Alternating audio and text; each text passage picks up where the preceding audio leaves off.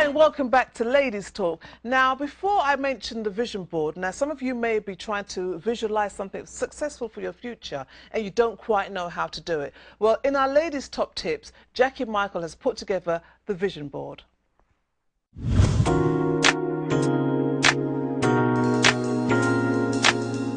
Today I'm going to show you how to create a vision board. A vision board is a collage of words and pictures that depicts your dreams and images. Now, why do a vision board? Well, I've been doing them for years because they keep me focused, they keep me inspired and keep me moving in the right direction. Now, here's one I did 2 years ago, and it's one that I actually created to start my travel company. I created all these ideas beforehand, and I then went and looked for some images to support my vision. And I can remember I picked this particular image for the title, Redefining Luxury in the Caribbean. But lo and behold, I actually visited this island, and that's St. Vincent and the Grenadines. So I actually want to show you how you can make your dreams a reality. So what is it that you need, first of all? You need to get some magazines, and I've got a collection of my favorite magazines that I have here. I've got my Oprah, I've got my Vogue, I've got my Zest. These are magazines that inspire me. I then have a sheet of paper. You're going to need some tools. You've got your glue stick and you've got your scissors. Now, these are optional scissors because if you want, you can actually just tear the pictures, all the words out of the magazines. So let's get you started. So the first thing that you want to do is, of course, start thinking about your goal. And let's say, for example, I see the word inspire. That could be something that I would actually tear, and I would tear it like that, and I would place it on the paper. And what you want to do is just create lots and lots and lots of images that you have that you can pick from. Get healthy, power yoga. This is a picture of someone riding a bike.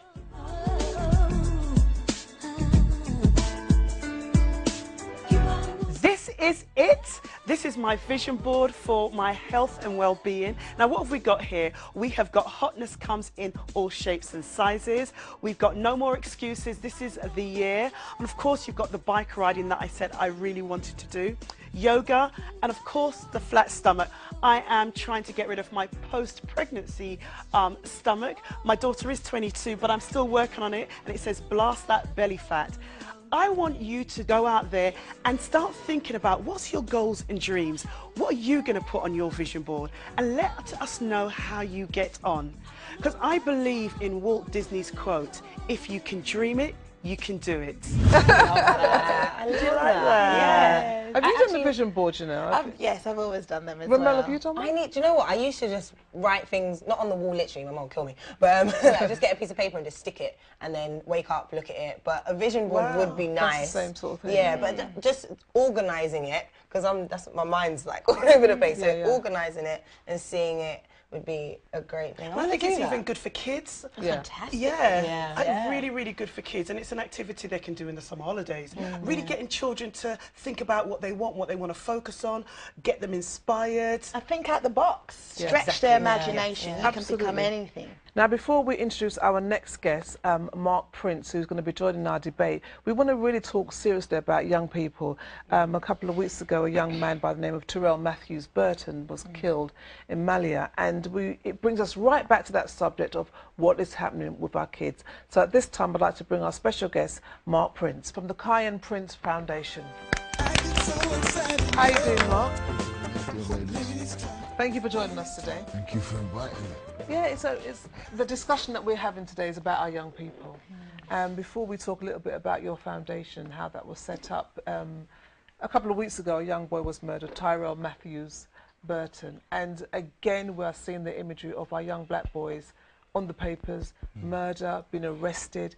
And we just want to find out from a real deep conversation, an honest conversation about what it is we have to do. Because, you know, when I see the images of the parents, you know, going to collect the body, your parents going to bail their children, it could be any of us, and you've experienced that with your son, Cayenne Prince. And let's talk a little bit about that and the effects that it has on you and how you've actually dealt with that. Yeah, it's hard to kind of put it into words, the effects of your child being stabbed and killed. I had Kyan when I was a young youth, really. I was 20 years old when I had Kyan, 21. And I had Tanisa when I was 18, so I had 2 kids by the time I was 21. And I really needed to make a change in my life because I looked at my 2 kids and I wanted them to be proud of me, and I realized that the kind of life I was living on the streets, thinking that I could make money illegally, and all had that mindset of a guy on the streets thinking I could make it this way. Not really wanting to go out and hurt people, but really just focused on making money. And but sometimes you had that mentality of, you know, whatever means necessary, you'll do what you got to do to make your money. Get rich, die trying. Yeah, and but we didn't have that at that time. So my thing was, I was brought up really well. My dad was really strict, and he was was disciplined. And we come from that generation where our parents beat for everything, where it was a little unbalanced. Because I'm not sort of against any sort of discipline and smacking sometimes, because I think there is a level of necessity in that, just depending on your wisdom in growing up your child. But I think at that time, the older generation didn't really have that wisdom, and they just went with what was happening to them, and they followed, and, you know, our ass got whooped on the regular for anything. So that affected me in a negative way, and I ended up running away from home, and it kind of started me on a downward spiral. You know, it's one of those situations whereby, you know, you've come from this part of your life, you understand it, so you've got a lot to give back, but at the same time, such a cruel thing could happen whereby you get that phone call. You know, Mark, tell us what that phone call is like, because I can't imagine what it would be like to get a phone call like that. Oh man, I'll tell you, you know, today I was talking to someone, and you don't know when the emotion and the tears are gonna just blow up in you, because I talk about, this is what I do. This is my life now. I talk about this, so, you know, I've dedicated myself that I know it hurts, but this is what needs to be done. So, but you're never gonna get over either the phone call. Sometimes I talk to people about being called in to see his body and say goodbye. And I remember once hearing someone get the news at the hospital and just staring in shock, like, wow, something's happened, someone's died in their family, and I could hear the bawling and everything. I was like, wow, I'd hate that to happen to me, and it did. You know, my family was the one, and it was my little son, and man, I scaled the walls, punching walls, and I don't know what happened, I lost it. My hands were bleeding. Police were trying to restrain me, not in a bad way, but just trying to help me, because I just lost control, but I didn't know how to get it out, what to take it out on. I don't know what took over me. And then just the whole process, because immediately someone's got to die. Immediately, like, that's your first call. My boy's here, I'm touching him. Eye for an eye. Yeah, the doctor told me he's dead, but seeing him and feeling him, it hit home. And then he's still warm.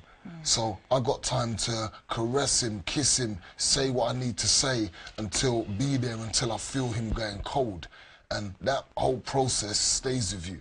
And from there, someone has to pay for this. And like, as a man, as a dad, I feel like I couldn't even do nothing to save you, son, so the least I can do is get the guy that done this to you.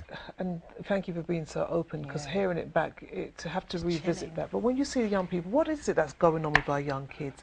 I mean, growing up back in the day, we fight, you know, we used to fight. Is the intentions to kill? Because why did we fight back in the day and people didn't get killed? What is going on with the wanting to stab somebody and kill them? I don't understand that. We die because of lack of knowledge. The youths don't understand what they're doing. You know, it's almost like, Father, forgive them, because they don't know what they're doing.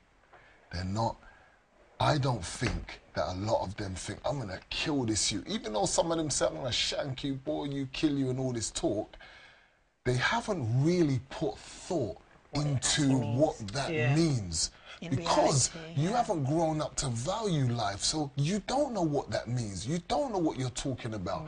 So to a lot of grown-ups, they say, how could you do that? We was going through problems, we never done it. We was try to understand their world. Try to understand what it's like to be brought up as a young person now. It ain't like my time. So what is doing it? Is it the music? Is it the games that they're watching? Is it the expectation, lack of hope? What's Stuff going it all on? in. Put it. You name it.